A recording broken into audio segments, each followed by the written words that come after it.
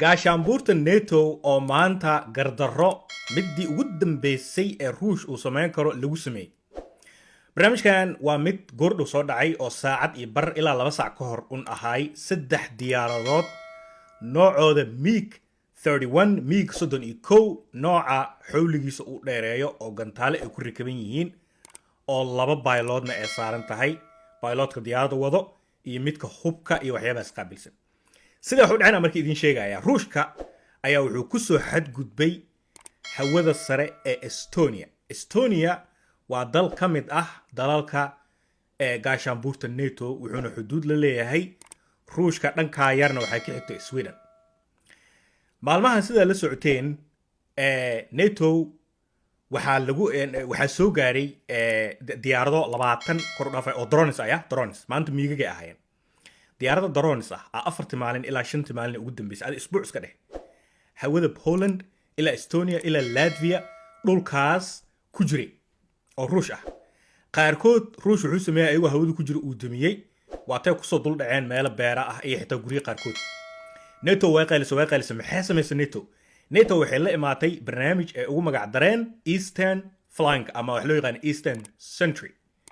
waa taa xitaa muuqaal ka soo diyaariyay oo ay dhahayeen waa difaaci kii ugu dambeeyay waaye gardarrada ruushka uu gardareystay Romania iyo Poland iyo wadamadan kale ayaa dhalisay in difaac adag ay dhisaan. xitaa isla daqiiqadii ay ku dhawaaqeen barnaamijka diyaarado kuwa Faransiiska iyo kuwa Ingiriiska hawada NATO la geliyay sida ogeedeen. sheekada inay meesha ku qabowdo soo lama rabin. ruush ma seexanin maanta markii wuxuu sameeyay diyaaradaha saddexdan MiG maxaa la dhihi saddexdan MiG ee noocooda loo yaqaan MiG-31 oo ruush ah oo alaabaa laga qaliya ah oo gantaaladu ay ku rikaban yihiin ayaa hawada soo galay Estonia. hawada haba soo galaan muxuumee waxay dansadeen wax loo yaqaan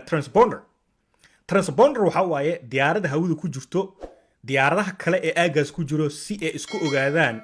waxa ay yihiin baalooda isla xiriiraya. wara adiga yaa tahay diyaarad awdad maxay tahay maxaa ka soo doonta hawada lisdhaha diyaaradaha xitaa shacabka ah Dal Airlines iyo Turkish Airlines markay hawada ku jiraan waa qasab inay u daarnaato transponderka si loo ogaado leenka ay ku socdaan waxyaalahaas. ruushka markuu wuxuu sameeyay 3 diyaaradoodba wuu damiyay 12 daqiiqadood ayuu hawada ruush 12 daqiiqadood uu hawada Estonia iska dhex mushaaxay. diyaarado Swedish ah oo laakiin NATO ah ala soo kiciyay. hala soo kiciyay muxuumee inay daba galaan ee daba socdaan miigagii ay marka Tom and Jerry hawada Estonia maanta ka dhacday waa la isburbursado waa la iska dab wareegay ruushka markii dambe si saraaxad tartiib ah u isaga baxay dalkiisu dib ugu laabtay. muxuu ka damacsan yahay intaas oo dhan kulay waa iska cadahay ruushka wuxuu weerar ku yahay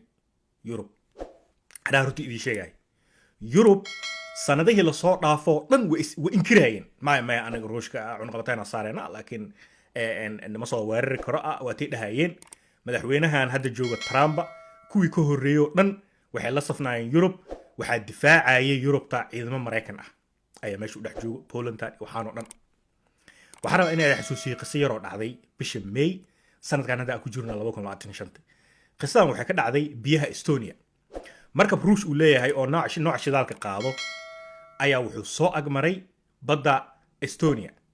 markuu soo agmaray ciidamadii badda ee Estonia oo NATO ah la diray. fiiriya qisadan xasaas waay. goormee dhacday bishii Maydan hadda la soo dhaafay. meeqa laga joogaa May June July August adiga 5 bil xitaa laga joogo.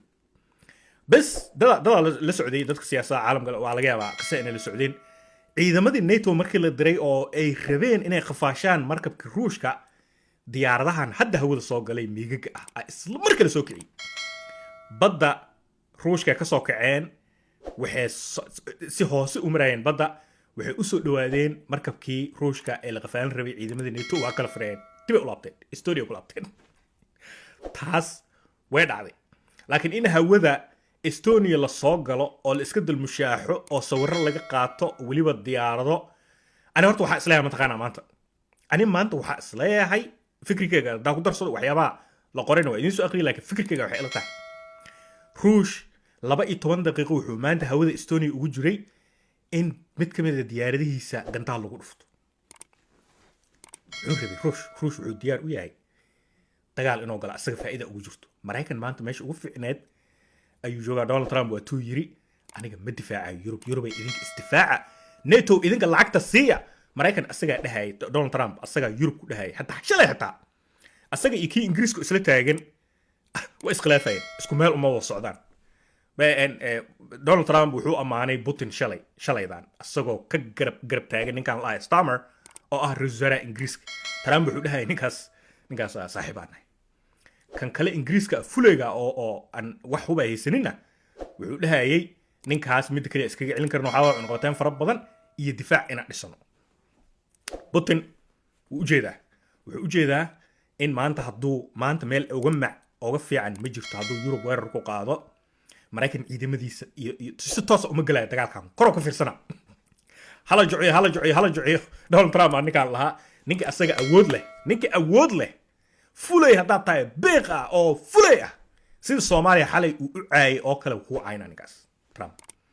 nin awood leh hadaa tahayna marka Putin maanta wuxuu isleeyahay Putin Yurub intaysan kugu soo kicin aysan awood yeelanin maadaama hadda 100 sano ku dhowdahay Yurub wax awood ma lahayn Maraykan kala wareegay hub xitaa ma sameystaan Maraykan hub ka gado Ruush wixiisa asaas sameysanayay Ruush marka maanta meel uga fiican uu taagan inuu weerar ku bilaabo Yurub ma jirto almuhim marka wuxuu sugayay in diyaaradihiisa halkan taala taabsiyo